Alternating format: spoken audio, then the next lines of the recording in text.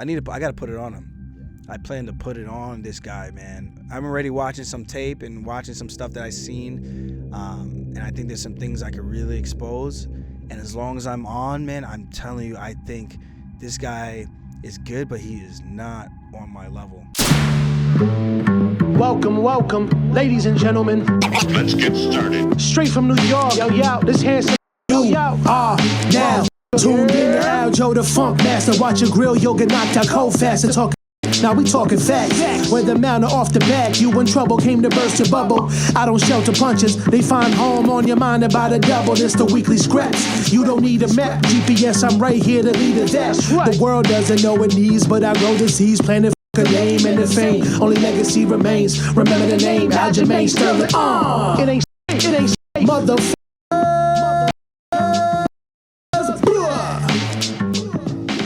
What's up, guys? Oh, welcome back to the weekly Scraps. Episode 221. Here we go. Jake's feeling good about himself. He's got a compliment and he doesn't know how to act. What? Who complimented me? My fiance, Jake. Okay, let's hear about what'd she say? She actually compared Jake to Tommy Fury. I didn't take that as a compliment. I took it as kind of a compliment. She said She said Tommy Fury looks like the cuter, taller, slimmer version of me. Which how is that a compliment? Well, she's like, you're the Target brand. Well, you could have been the Walmart brand. Yeah. So who wants to be that? I mean, it's close. Notice how I just held back from saying the F word? Yeah, good job. You're learning? Come on. You're learning? Come on. But that's not a compliment, and I'm not feeling myself. Yeah. I mean, I'm feeling myself, but it has nothing to do with what she said. It's just because, like I said on the last episode, I'm that guy, pal. But anyway, what are we talking about today, sir? Well, we got a new chair. Unfortunately, Jake didn't get his new chairs. Why? Shout out Kaiser and the seats. Why didn't I get a chair? Because you're not making enough money to pay for your own chair. So I'm going to have to make sure I get him a hookup from Kaiser brand and the seats. This is the Kaiser 3. Actually, this headrest is actually magnetic. Wait, I just have a question. Oh! One, my first question is, how much do these chairs cost? They're pretty expensive chairs. They're like, I want to say like $200 or $300. Okay, I could afford one. 2, why can't I afford one? No, I'm not saying you can't. I'm just pays saying me? you just didn't. Who pays me? I'm just saying you didn't. I'm just saying. Who's my employer? I'm just saying he didn't. Who's my employer? I'm just asking. I'm just saying this got a built-in 4-way lumbar support, magnetic head pillow, Comfort Tech backrest with 90 to 165 degrees of lock-in tilt. You know, that means I could be laying sideways, like literally. I could be like Paul Wall. I got $300 in cash right there. And it's a 5-year extended warranty. All right, it sounds like a sick chair. No, it is a nice chair. It's actually very comfortable, so I'm definitely like the upgrade. We got to get Jake's.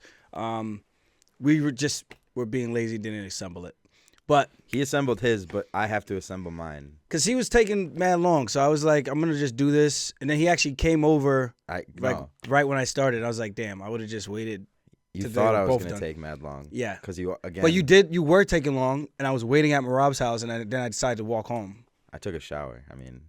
I'm just saying you took a while. What, you want me to take a 3-second shower? No, I'm just saying you took longer than I thought, so I could have just went home and did mine, and I could have probably started yours. All right. Well, I don't think the audience is entertained by this chair conversation anymore, so.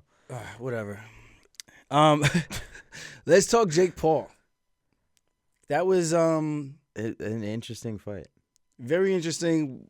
We watched that one with Muin, Marab, and couple of Muin's family. I think his dad, he said? His dad and his brother? His older brother. Yeah. It was a good fight. Like, Tommy's pretty good. He's solid. But so is Jake. When you compare Tommy, you think Tyson. You think Fury, you think Tyson Fury. Okay. And then you see Tommy Fury and you're just like, they're not one and the same.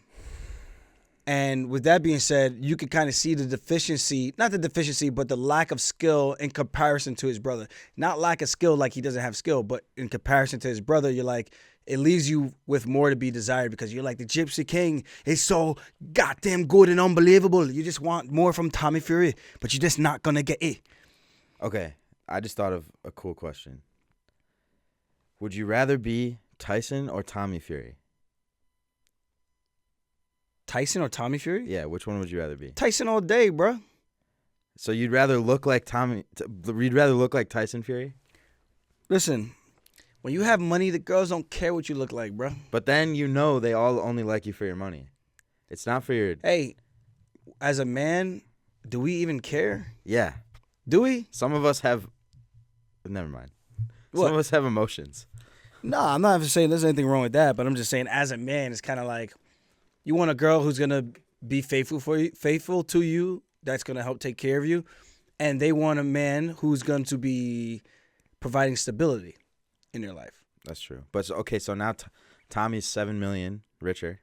Yeah. And he just beat Jake Paul, so he's clouded. Yeah, okay. So you'd still rather be Tyson? Yeah. I would too. I was just testing you. Yeah. I think I still would rather be Tyson for what it's worth. Yeah. But it was a good fight, competitive, back and forth. Like Jake Paul showed a lot of promise. I think he can definitely do some damage in the boxing world. Not saying he's going to be Canelo. Not saying he's going to ever be a Floyd. Yeah. Not saying he's going to be an Amir Khan in terms of like his technique, Spence, Gervonta Davis. But he can crack. He's putting in the work, and that's very respectable. And I think when you see that and what he stands for in terms of like trying to get an increase in fighter pay, trying to put on entertaining fights, trying to even put these other MMA fighters in a position to make more money. Yeah. I mean, who can ever be mad at that guy? No. And I still think, like, I know the narrative going into this fight was if Jake loses, then he's done, like, his boxing career is over. How? But he had a good fight. It's not like it was a pretty close fight. And he knocked Tommy Fury down. There's going to be a rematch. He can always fight KSI. Like, I feel like there's a lot more for him. For Jake. And he'll make a lot of money in 2 or 3 more fights. For Paul. Yeah. Yeah, I agree. I think there's a couple more bags for him to go out there and get a robbery. What was he doing? It was like right before the fight he did an interview, and Jake just kept going, When I hear that, I just think about got your nose. got your hat. Remember when he Yeah, took oh yeah, Floyd's that hat? got your hat. Yo, Mayweather was tight. Yo, that makes me like how viral that moment was. That makes me just like think like He's such a kid, he's bro. he's so good at promoting fights. Like He's such a think child. about how the value that adds to like pay-per-view sales. If you just have a viral moment like that the night before a pay-per-view. Yeah. It's crazy. I was actually really excited to watch this fight. For some odd reason, I was like, I'm like actually emotionally invested in wanting to watch this. Yeah, I don't know why I care so much about Jake Paul, but yeah. Yeah, I don't know. This is a very strange moment for myself, but you know, I like I said, I enjoyed what he's doing and the type of attention he's trying to bring to combat sports. So definitely commendable for that. And with that being said, I think he has nothing to hang his head about. He fought a good fight. Tommy should have won in the sense of like I thought he was looking better. I think he is the better boxer who's been doing it longer. Decision. I think it's the right decision, but I think it was closer than what it actually said. Yeah. Well, they deducted a point, which everyone thinks is BS. Yeah, I agree. And according to Jake, he had what he thought was 2 10-8 rounds. I got to go back and watch. Well, why did you think it was 2 I don't 10-8 know. rounds? 10-8 rounds, you could get there from a knockdown. Exactly. But he didn't knock him down twice. He did have 1 knockdown. Yeah. And then I don't know where the other round was where he thought he got a 10-8. Unless we were talking and missed it. Well, our stream kept glitching out. What stream? Our pay-per-view kept glitching out. What's wrong with you? I mean, all right, I'll cut that out. I don't know about this guy. I was watching it at my house. No, yeah, like my stream kept glitching out.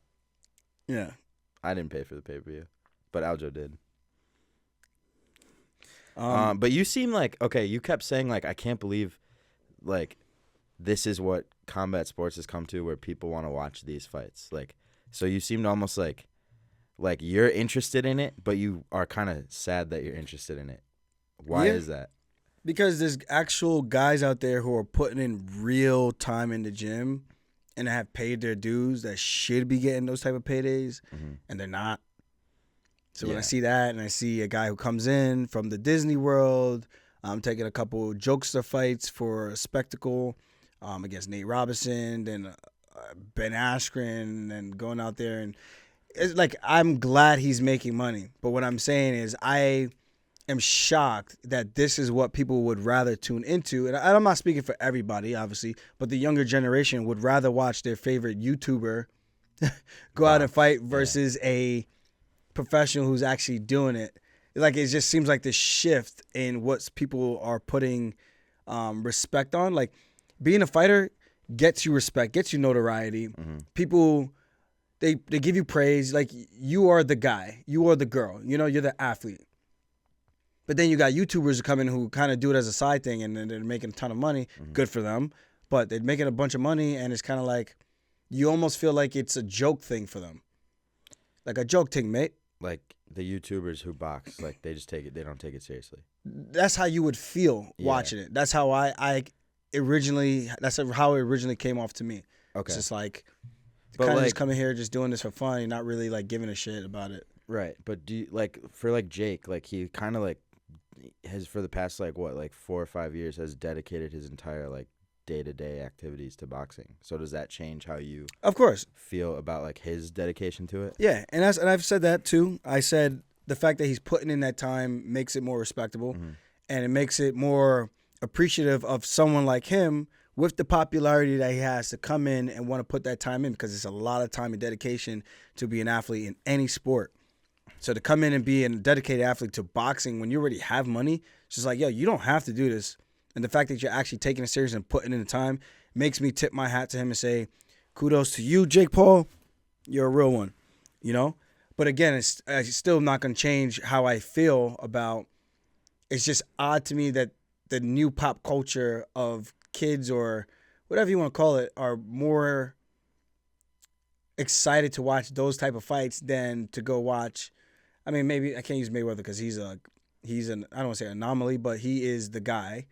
But then you could use like, I don't know, who'd you use? Canelo. Like, I feel like, and even Canelo, I mean, he's a big guy, but even the up and comers. I almost wonder like which actually draws more real interest numbers wise. A Jake Paul fight or a Canelo Alvarez fight. Like, I know for me and the people who I frequent with, we definitely talk more about Jake Paul than Canelo in terms of boxing. And that's the issue. And you're 22. I'm 22, but you never talk about Canelo. Well, with me. No. Like, none of our friends talk about Canelo, really. The only time I talk about Canelo is like in my group chat with my boys from back home in Uniondale. Okay. But if we're talking boxing or fights like Gervonta Davis, we talk about Steven Shakur, we talk about Errol Spence, Crawford. So you do talk about other boxers? From time to time. I don't watch it religiously, but those are the big names that I know that are promoted. Yeah. I don't have the time to watch MMA and then watch the up-and-comers for boxing. So that's where I stand with that. But I just think that it's just interesting to see the kids who are coming up. Like, I would rather watch the popular TikToker who does food reviews go in there and compete versus some other guy who's not really like super. It's kind of backwards. It doesn't make sense. Like, why would you watch the lesser quality product? Exactly. Versus the guy who's like gonna be way better when he gets in there because he's trained his whole life. Yes. Yeah. And that's my stance on that. So why do you think you care so much about a Jake Paul fight? Because you actually looked forward to this Tommy Fury fight.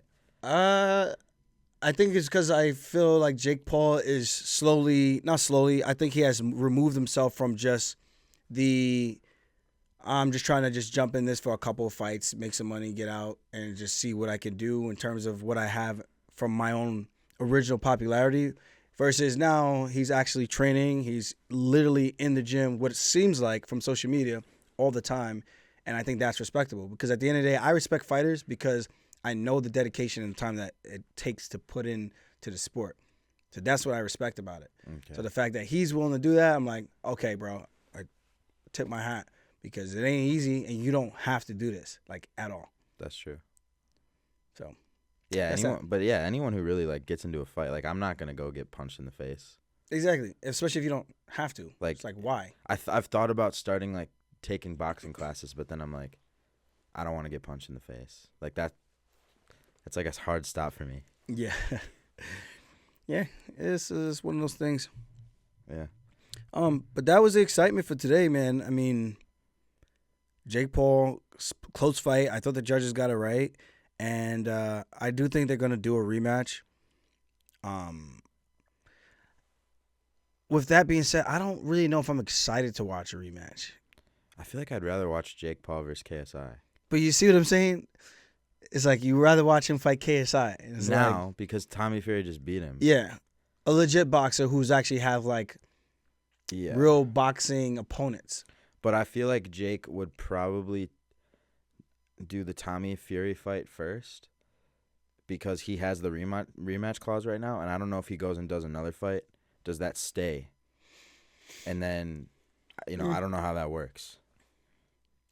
I think if he goes out there and looks good against KSI, but again, it's like we're talking about another fight that doesn't even make sense. A fight with KSI is like, I feel like Jake would wreck KSI. but it's just that's the fight that people are getting excited about. That's Just what 'cause drives me nuts. These two, like, that storyline is so entertaining.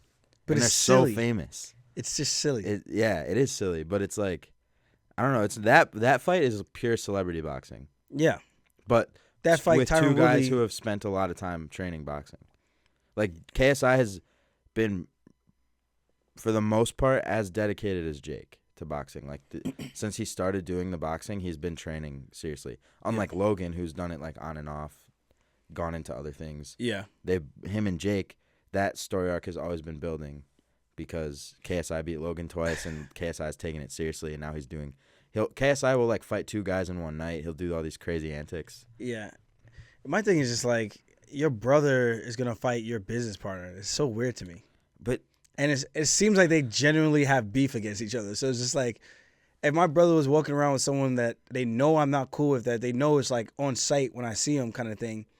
I'm be kind of low key tight. Like, yo, what are you doing, bro? Right. No, and like I'm so close with my brother. So if my brother has an enemy, I'm not doing business with him.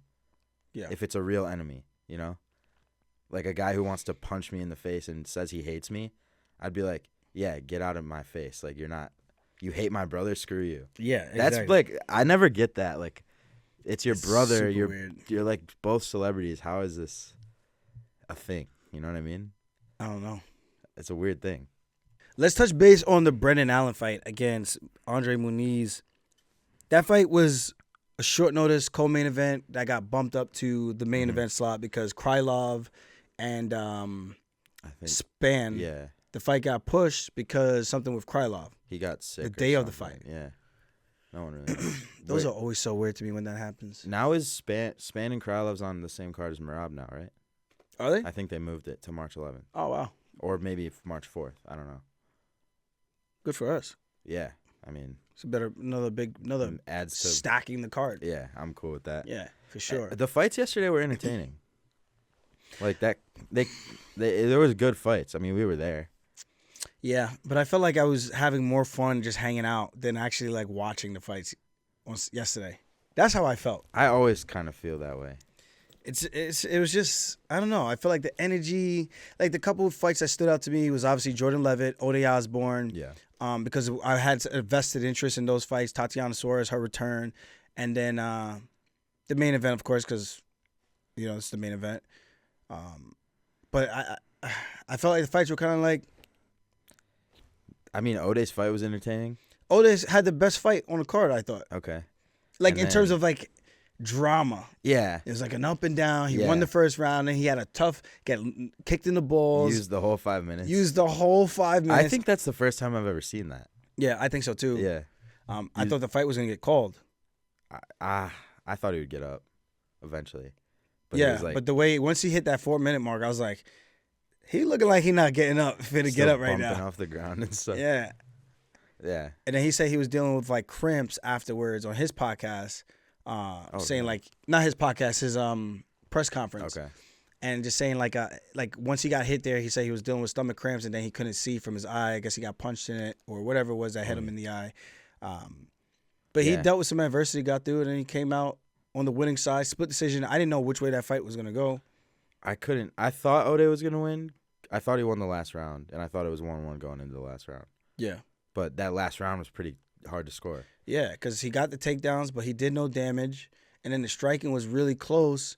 So I'm like, it depends if they're saying Ode got the better of the striking or it was dead even, and then the takedowns were like the the difference maker in that. I thought Ode got a little bit more in the striking. In the third round? Yeah, a little more, just like a hair. That was my impression at the time. And then he had obviously way more control time. So Yeah, I didn't know which way that was gonna go. but yeah, I feel like he needed a win. That was a pretty big deal. Yeah, because he took that other one on short notice. Then he gets another short notice opponent. I'm just like, this guy can't catch a break. Yeah. But shout out Energy for stepping up, man, because he fought his ass off too. He looks crazy. That was a tough fight. Yeah. Shout out to Ode getting a win. Rude boy. It's hard to get wins, man. Yeah, people think it's easy in the UFC. Especially like, it's like so important to win. Like if you lose like a few fights, your career could be over. In the UFC. And and then your whole like life dedication to something goes to nothing.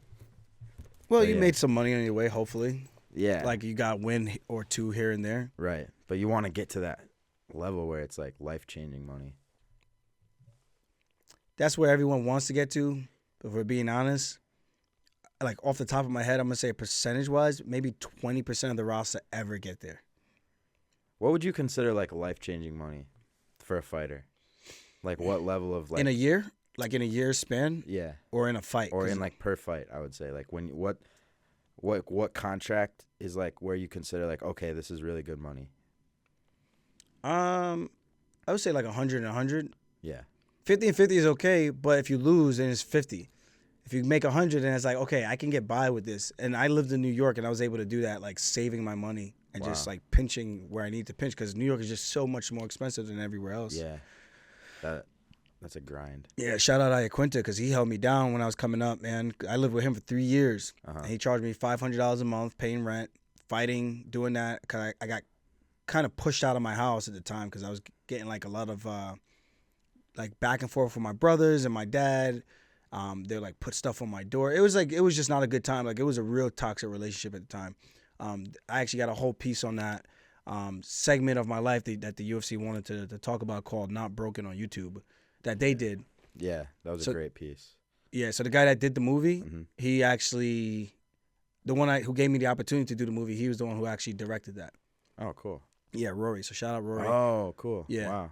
But even going back to that, 50 and 50, so if you win, it's like, okay, I made 50, I need to fight again if I want to make sure that I can survive for the year just in terms of expenses, because you make 50 and 50, that means you came off of a solid contract and you're thinking, okay, I can invest more money into my career because things are looking good, but it can go left so fast. Yeah. So once you get to 100 and 100, you're kind of like, you feel more comfortable financially. You feel more comfortable, but it ain't life-changing money like, oh, I don't have to work anymore. But it also is, if you like win 3 times in a year, then it's $600,000 for the year. Before expenses. Yes. And management. And taxes. So it's really taxes, like management, 300. Expenses to get to the fight, and coaches. And training partners if you flew in any training partners. And for their stay, their food. So it goes by relatively quick. And that's what I'm saying, that 50 could go by like, people's like, oh, you got paid a lot of money. It's like, that's not really. You see how we make our money and you see how long it takes us to make our money. Like, yeah, you made it all at once, but this whole thing counts as that time to make that money. So yeah, let's say you're on a 50 and 50 deal and you fight for whatever reason once in a year and you lose. Then Good it's luck. like, that's a lot different than making a $50,000 salary every year. Yeah. Where you can count on it all the time and there's no like real pressure versus like a fighter. It's like you're training all the time. You don't know how much money you're going to be making. And if you overpay for training, like partners and stuff like that, and you lose, it's not fun, man. And then you like, now you're like your career's teeter-tottering on this fine line, and then that's like intense. Yeah. The life of a fighter, man. That's why when people like complain, like when anyone that ever complains about us making money, I'm like, yo, we are in the hardest sport. For people to be upset that we want more money in comparison to other sports, what they get paid $30 million contracts for over 4 years and things like that, I'm like, dude. Per year. Yeah. Well, some of them. Yeah. But like over a 4-year spread, that's like a more typical for a pretty good superstar. Yeah. And I'm like, dude, we don't even make a fraction of that. But we're complaining we want too much. I'm like, dude, why can't we have a good life as well? Yeah. There's a huge group of fans who hate when fighters ask for more money. It doesn't make no sense. But I you don't go know. watch a guy play basketball and throw a football around and be like, oh, it's okay. I know the fans aren't saying like it's okay that they get paid that too, but it's still like, which one is it? Are you upset or are you not upset? Like, are you on our side that we should get paid a little bit more, or are you not? I don't get it. Why wouldn't you want anyone to get paid more than what they get paid? I'm not gonna come to your job and say you do not deserve a raise. Yeah. Like, I'm never gonna do that. That'd just be the weirdest thing. No, and that's like haters. People just buy into. People believe Dana too much. That's the thing. Well, Like you get paid when they say you get paid what you earn. yeah, It's but, like it is a business model. Like, I get the UFC business model. I would never like say it. Like, I've learned over the years like how it works in terms of like what your value is and X, Y, and Z. But at the end of the day, the facts still remain how much the company's worth. And it's like, okay, you can look at this and see that there's definitely got to be some room for improvement. Like, I'm not complaining now because I'm in a championship spot. I get paid really well compared to everybody else on the roster, but I went through that gauntlet of ranked fighters. I only fought 3 guys that were not ranked my entire UFC career. Yeah. That's why it's like when people talk crap about me, I'm like, dude, the record is going to speak for itself. Like, you can say whatever you want. I got the easiest title run. It's like the harder I train, the luckier I get. I feel like a lot of people in life haven't ever like been in a position where like their back's against the wall and then they succeeded and then they go through that cycle of like, oh, I'm fighting this really, in your case, I'm fighting this really challenging opponent and like the odds are against me or whatever, and then I win, and then now I have this like base to go off of. You know what I'm saying about like how you feel about yourself. Yeah. Like when you succeed at something. A lot of people never like really face a challenge like that, where they're like they didn't know they were capable of doing that, but they did it. Yeah. That type of thing.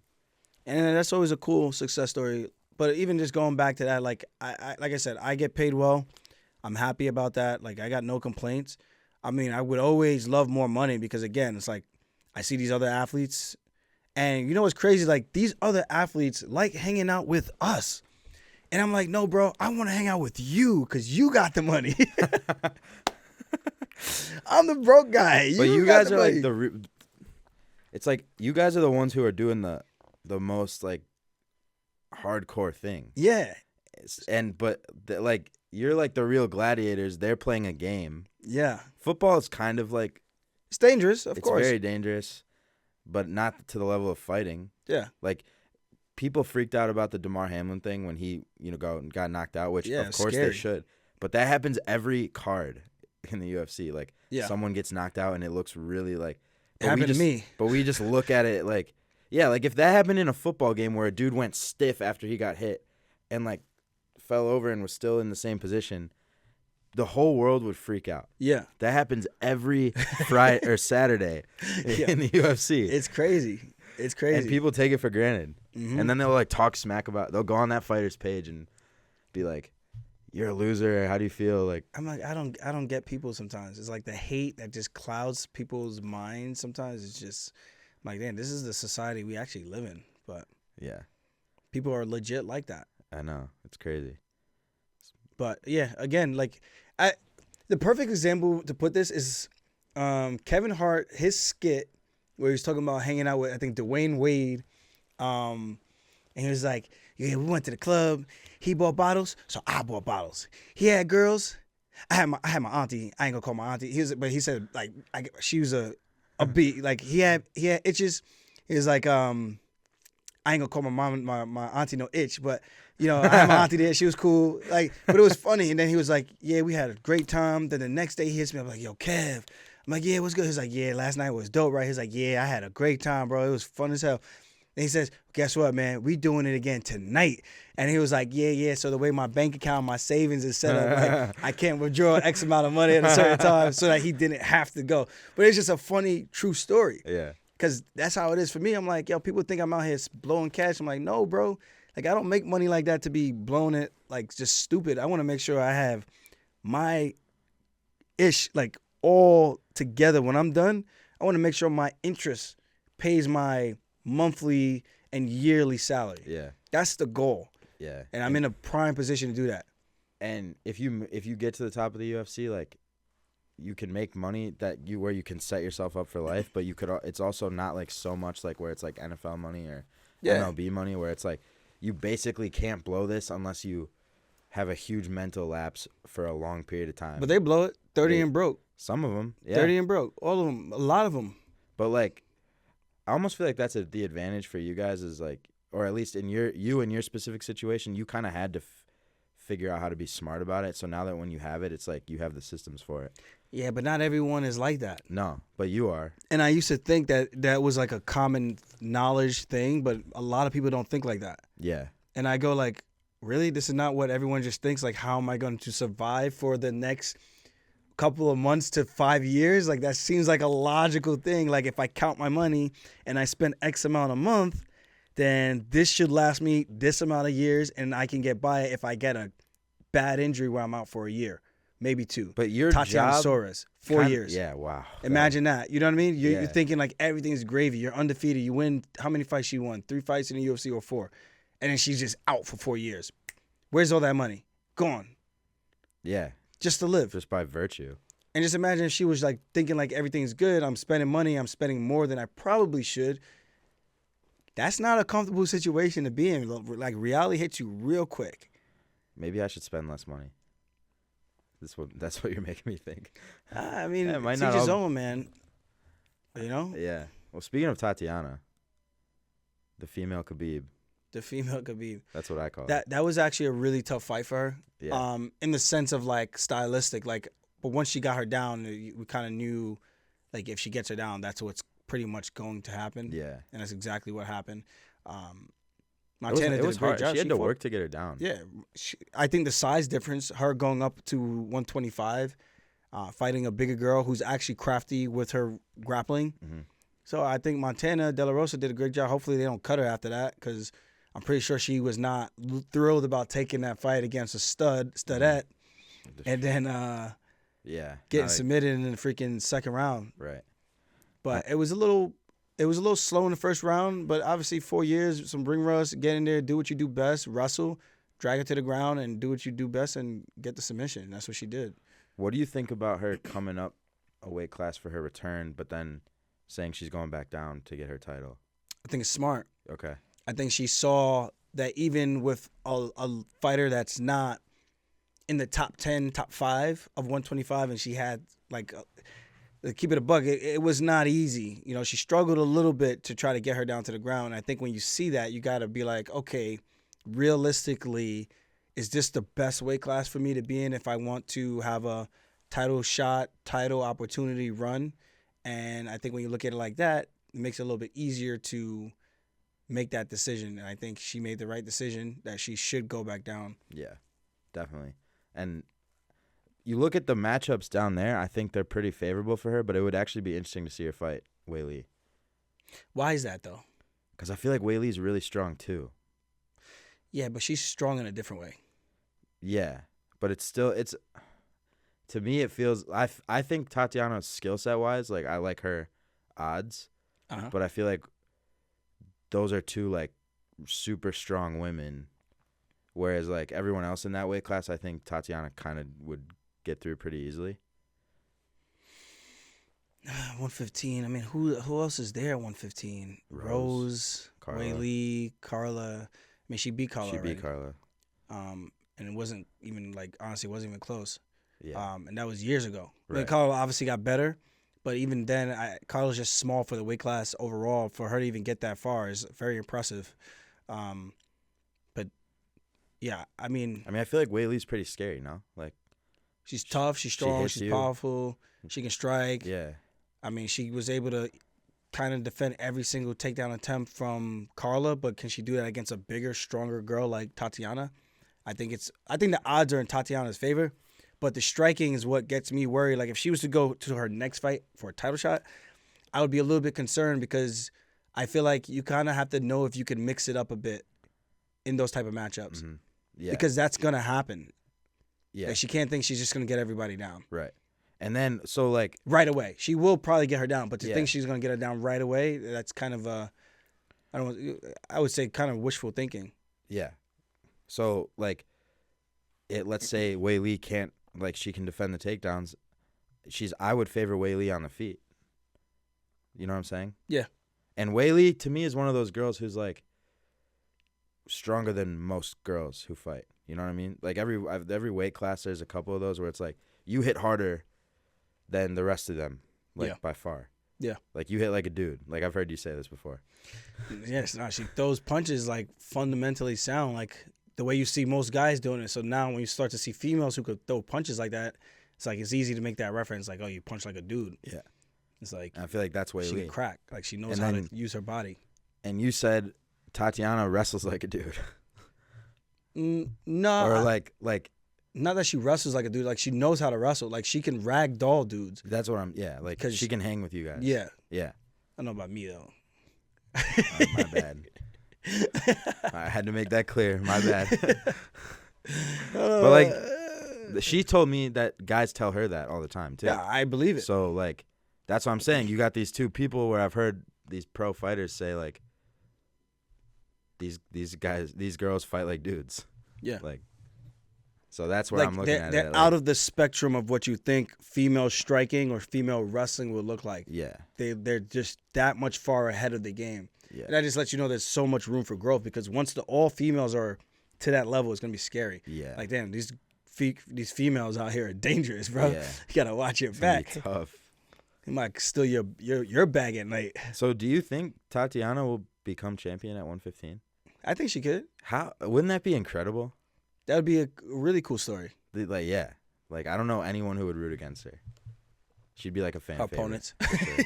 Yeah, and their family. Her opponents. But like that would be a huge deal, I think. I agree. But she had a good fight. I don't think Montana has anything to hang her head about. I just hope she gets a fair shake, because when you gotta step up like that, that's not easy to do. No. I think they will. Oren's her manager. Yeah. Right? Yeah. So Who else? Jordan Leavitt. He looked good, man. Got a TKO finish in the first round and did his dancing thing where he jumped up and got catapulted in the air. Save the Last. No, it's not Save the Last Dance. I forget what movie it's from. I don't know. Dirty Dancing. Dirty Dancing. Is it? I think so. I don't So shout out to him getting his first like real TKO with some vicious knees. The kid looked like he's just like, I don't want no more of this. He hit him with the first one clean. Then the second one looked like it hit his arm and he just dropped and said, I'm good. Ref, you know what to do. Once I hit my butt and I sit, you know what you're supposed to do. Your job is to save me from myself. Yeah, that was a good performance. So what Chael's son to say is like, you know when you cover up and then the ref comes in, he jumps in and you go, what happened? No, I was there. Yeah. It's like that's pretty much what was gonna happen. I love when Chael like just exposes that type of stuff. He's like, what do you mean? He's like, he asked for more money, so he's scared. That's what Chael will say. Shit like that. Yeah. He keeps it real. But yeah, Jordan Leavitt, what do you think of all his antics? Like the twerking, the outfits. Different, Yeah. a little odd, but it's him. I feel like there's a little star potential there after this fight. Like Yeah. if you do all the twerking and stuff, it's one thing. But then if you brutalize dudes like that and then do it all, it's kind of Who- entertaining. No one wants to get beat up by the guy who's gonna twerk over your grave while you're on Like the the ground. dude who's super silly Yeah, I cannot. and wears the fruity outfits. Yeah, No one wants that. I would hate that. I would absolutely hate that. Yeah. Thank goodness that he's not in my weight class, because what the hell? What's he, lightweight? Yeah. Lightweight, yeah, 155. Yeah, he's a savage. I didn't know he was like, he does that to people. Yeah. So, Well, that was his first one like that. Like that was a great performance. Like he bounced back really well from that Patty fight. So good for him. yeah, definitely. Good luck. Other than that, I mean, I think we touched on everything. I mean, we got aljamainstardom.com. Go get some merch. Undisputed Funk, baby. John Jones podcast. John Jones podcast coming. We're gonna do one more breakdown. I got to watch some of these guys like social media and see some of the things like behind the scenes. And I think there's a little bit of gamesmanship going on. So I want to touch on that before the fight takes place. So I think we're gonna do another podcast Wednesday. Put it out Thursday. So definitely be on the lookout for that. There was one other thing I wanted to say. What was it, sir? I forget. Maybe going out to UFC London for that pay-per-view. I will be at the John Jones fight versus Cyril Gane. I'm going to be there for that. I'm going to be cornering for Merab.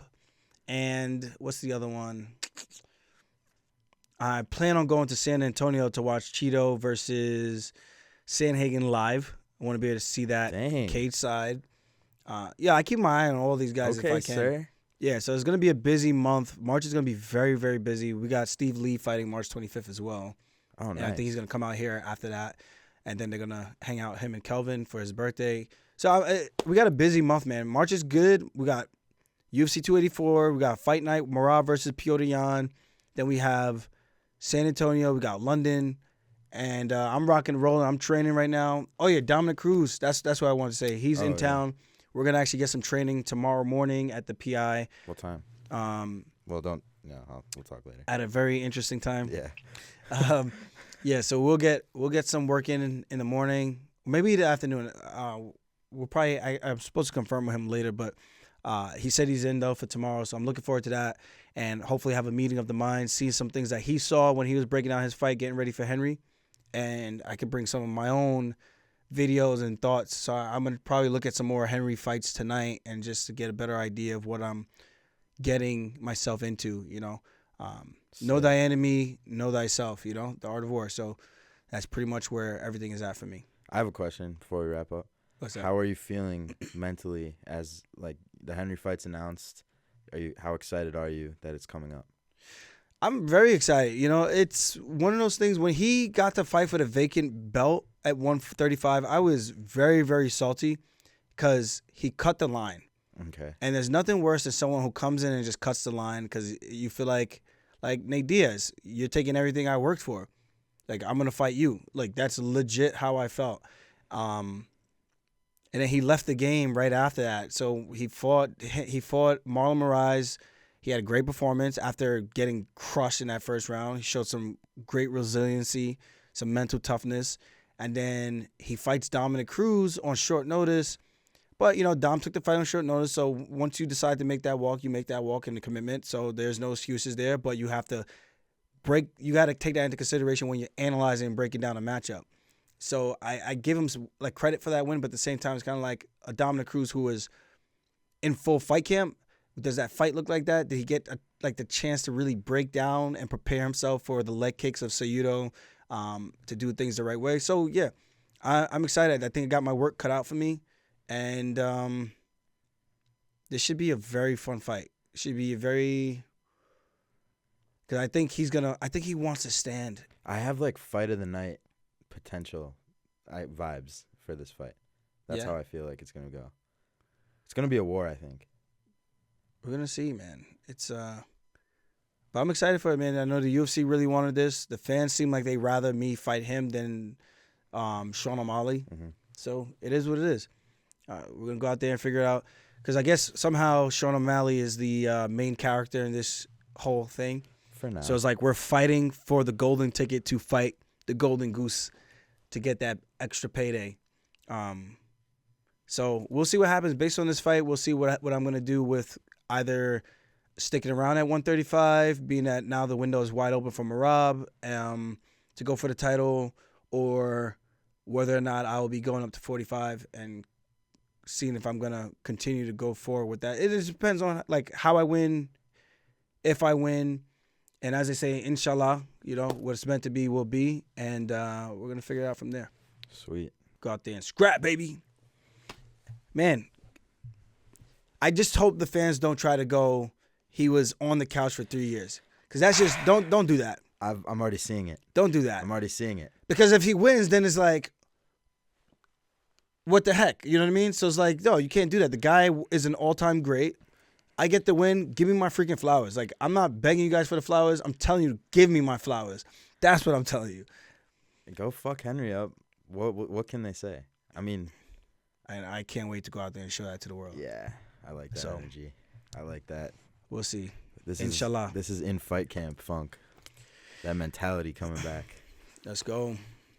Thank you guys for tuning in. Follow Jake Fine Media, Aljamain Sterling, Funkmaster MMA on all social platforms. Follow Weekly Scraps Media on YouTube and Instagram. Yeah, some behind-the-scenes footage of Merab's fight camp and all other things MMA. Yes, sir. Get your news from the Weekly Scraps, guys. Come on, gang. Oh, and if you guys want to sponsor the show, definitely DM me in my, not DM me, there's my email in the bio, aljo@dosetto.com. Go there, send the inquiry there. That'll make sure I get to all the right people, and we'll get this thing cracking. Gang, gang. All right. Stay black. Peace. I'm not black.